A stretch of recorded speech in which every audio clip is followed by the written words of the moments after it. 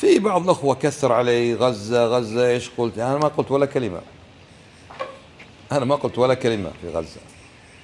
ومع ذلك ما شاء الله بشرني أحد الأخوة، وإن كنت ما ودي ذلك، أنهم شتموني كثيرا، يا يهودي يا مش عارف ايش يا عمي. وين يهودي؟ ايش سويت؟ أنا أشهد أن لا إله إلا الله محمد رسول الله. أنا ما قلت اتخذ الله ولدا، ولا أقول عزير ابن الله، ولا أقول يد الله مغلولة، ولا أقول إن الله فقير. أنا مسلم أشهد أن لا إله إلا الله محمد رسول الله. طيب ناخذ حسنات يوم القيامة من هؤلاء. إن تابوا فأشهد الله عز وجل إني سامحتهم، لكن من لم يتب خلاص فليتحمل. لماذا تفرحون؟ من يفرح؟ أنا ما أعرف، أنا ما سمعت أن في مسلم أن مسلما يفرح إيش بقتل المسلمين. ما في أحد يفرح. والله لو لما أتى الزلزال من الله عز وجل على المغرب في الأوان الأخيرة هذه، هل نفرح؟ هم رب العالمين لا يسأل عما يفعل، أيضا حزننا. ولما أتت سيول على ليبيا هل فرحنا؟ وأيهما أشد على المسلم؟ زلزال يصيب المسلمين، أو طوفان يصيب المسلمين، أو إلى آخره، أو اعتداء كافر عليهم؟ أيهما أشد على المسلم؟ اعتداء. كيف نفرح؟ يلبسك إياه فرحانين. أنا لا أعرف في نفسي ولا في أعرف مسلما يفرح بذلك أصلا. وبعضهم كفرنا، قال كذا، وكفرنا لأن فرحين. ما فرحنا يا أخوي، بل حزينين على ذلك. بل نسأل الله أن يرفع عنهم البلاء، بل نسأل الله عز وجل من صميم قلوبنا أن يرحمهم، وأن يرفع عنهم البلاء، وأن يجبر خاطرهم، وأن يتقبل من استحق الشهادة بالشهادة. ما فرحنا بذلك. أما إذا قلنا أن في حال الضعف لا تواجه المشركين وأنت ضعيف، فهذا يجر على المسلمين الويلات العظيمة. هذا كل العلماء قالوا، هذا ما نص عليه كتاب الله وسنة رسوله، هذا ما مارسه النبي صلى الله عليه وسلم في سيرته. ما قاتل أيام ضعفه عليه الصلاة والسلام، هاجر وهاجر أصحاب الهجرة الأولى. أيام الضعف ما تقاتل وأنت لا تستطيع. هذا يأتي بمفسدة ماذا يا أخوان؟ أكبر وأعظم. جرحتم قلوب المسلمين. طوفان على بعض المناوشات سمته الطوفان، بعد قليل قلت غزة المحروقة. طيب تو الطوفان صار محروقة. غزة صغيرة جدا، 41 كيلو 6، يعني تمثل من فلسطين 1% من فلسطين. هي 1%. منطقة صغيرة ومزدحمة، ما فيها لا جبال ولا خنادق ولا مغارات، ولا فيها نهر ولا فيها زراعة. مزدحمة، فيها أكثر من 2 تقريبا 2.5 مليون.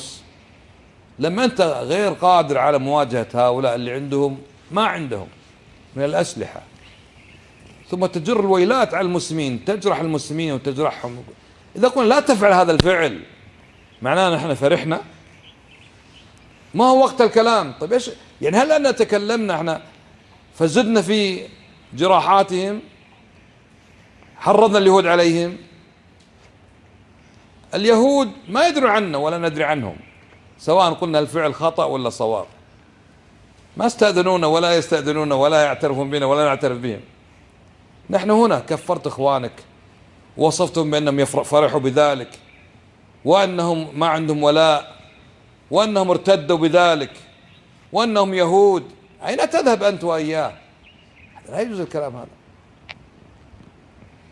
لكن كون المسلم يقول لا تفعلوا هذا علماء نصوا عليه، علماء نصوا عليه، كتبوه وسجلوه بأصواتهم بكتبهم. ما تفعل هذا الفعل مع ضعفك. غزة ما فيها كهرباء من غزة، بيد اليهود الكهرباء، ولا فيها غاز، بيد اليهود الغاز، ولا فيها وقود بنزين، بيد اليهود، ولا فيها اتصالات تلفونات، بيد اليهود، ولا فيها بنوك وأموال، بيد اليهود. هذا بس لو أنه أغلقوا عليهم ماذا؟ الكهرباء والماء والبنزين والغاز لهلكوا مساكين. فكيف تناوشهم؟ كم من فئة قليلة غلبت فئة كثير. يعني النبي صلى الله عليه وسلم ما يعلم هذا الكلام؟ ليش ما قاتل في أيام الضعف؟ لماذا رجع خالد بن الوليد لبقية الجيش في مؤتة، أليس كم من فئة قليلة غلبت فئة كثيرة بإذن الله؟ هذا بإذن الله. لو شاء نصر نوح عليه السلام واحد، قال ربي إني مغلوب فانتصر، ففتحنا أبواب السماء بماء منهمر وفجر الأرض فالتقى الماء على أمر قد قدر. يفعل الله ذلك متى شاء وبمن شاء ولمن شاء، لكن نحن مكلفون ما نتصرف بشيء لا نملكه ولا نقدر عليه. شرقوا وغربوا وأكثر من الكلام وكفروا الناس واتهموا العالم على شيء ما في مسلم يفرح بذلك. ما أعلم، أعطنا مسلم مبسوط وفرحان يقول نحمد الحمد لله الذي نعمت الصالحات أن اليهود قتلوا المسلمين. ما في حد يقول هذا الكلام، وإنما في من يقول في حال ضعف لا تفعلوا هذا. حتى في ناس في غزة، ايش عملتوا فينا؟ ليش هكذا؟ وهذا شيء نحن مررنا به. نحن كنا تحت احتلال العراق، كان الشعار والكلام اللي عند الناس يا ناس يا كويتيون القاء السلاح وعدم المقاومة. الصغير منكم ما أدرك هذا الكلام هذا صار له 32 سنة الآن. أنا 32 سنة، ذاك الوقت أنا عندي 3 زوجات وعندي 6 عيال، رجال كبير موظف ومدرس. أذكر تماما هذا الموقف اللي اتفقوا عليه حتى القيادة حتى الدولة، لا تقاوم، الجيش داخل عليك 600,000، لا تقاوم، بما أنها المقاومة ستأتي ايش؟ بهلاك على الناس. هذا الذي قاله العلماء، وهذا الذي قاله الشيخ ابن باز والشيخ الألباني والشيخ ابن عثيمين والشيخ. إذا في حال ضعف لا تقاوم. غزة فيها جامعات ومدارس ومساجد وحفظت كتاب الله، وفيهم أتقياء وفيهم أنقياء وفيهم مسلمون وفيهم كأي شعب ثاني، كثير منهم طيب وكثير منهم يصلي وكثير منهم، وعامتهم على الإسلام. قد يكون في نصارى، بعض الفلسطينيين في نصارى، قد يكون في ناس تاركين صلاة عندهم ما عندهم، لكن السواد الأعظم ناس مسلمين على الفطرة. ما نفرح أن يصيبهم ذلك، بل نحن نحزن عليهم حزنا شديدا. بعض الناس يرسل لي يقول يعني عطنا كلمة وكلمة. يا أخي أنا ساكت ولا خلصت، شو تكلمت؟ لكن قال لي كلمة عجيبة، قال استغفر الله استغفر الله. ليش رب لما ينزل ملائكة ما تسأل رب العالمين؟ ليش لا يسأل عما يفعل؟ ربنا يمحص المؤمنين، ربنا يتخذ من عباده الشهداء، ربنا يبتلي، ربنا يختبر لعلنا نرجع إلى الله. أصحاب النبي عليه الصلاة والسلام معهم الرسول عليه الصلاة والسلام هزموا في أحد لمخالفة واحدة، شج رأسه الشريف صلوات ربي السلام عليه وكسرت رباعيته، وقتل 70 من أصحابه منهم حمزة في أحد، وقتل من قتل في مؤتة، وحصل ما حصل للمسلمين. هذا سنة الله. ما نسأل الله عز وجل، نقول بما أمرتنا يا رب، فنقول سمعنا وأطعنا. لماذا لن تفعل؟ لماذا؟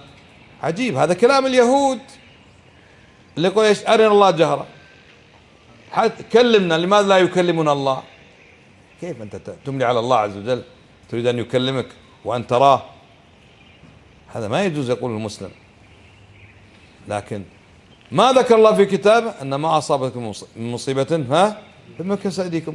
ارجع إلى الله يا أخي، لعل في هذا رجوع إلى الله عز وجل، سواء أهل غزة أو غيرهم.